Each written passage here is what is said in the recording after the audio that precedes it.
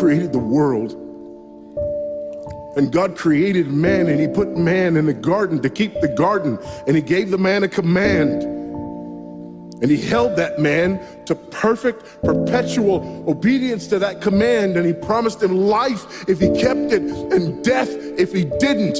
And he didn't keep it, he ate. And because he ate, because of that one man, sin entered the world, and death through sin. And everyone born from that man through ordinary generation inherited that man's sin nature. And because of that sin nature, sins proceed from it.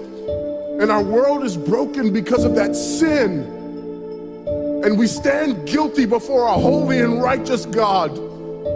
And we know that he's holy, and we know that he's righteous, and we crave justice. But the problem is that if God gives us justice, we all die.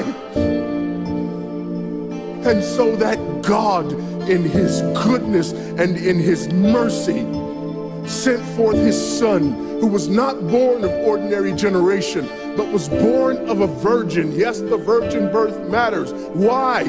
Because if he's born of ordinary generation, he's born in sin. But because he's not born of ordinary generation, he's not born in sin. He's clean of sin. His record is clean. And he keeps his record clean. And he obeys God's law.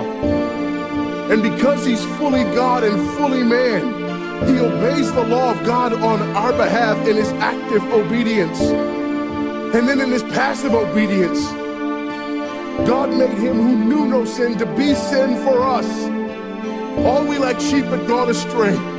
Each of us had turned to his own way, but God laid upon him the iniquity of us all. And Christ died for sin once for all, the just for the unjust. And God imputes our sinfulness to him. And he nails our sinfulness to the tree.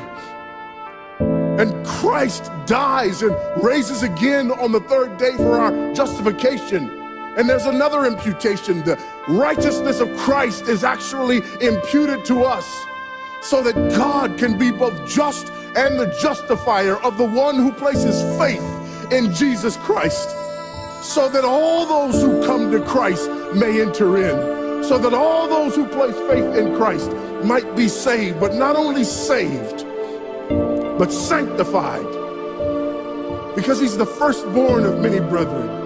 We're justified and we're adopted into the family of God, and we're sanctified, and as his children we begin to bear the family resemblance, and we're further sanctified throughout this life by the very same gospel that saves us, until one day when it's all said and done, we're not just saved from the penalty of sin, we're not just saved from the power of sin, but one day we're glorified and saved from the very presence of sin. That's the gospel that we preach. That's the gospel that we need. And that's the gospel that's more than enough.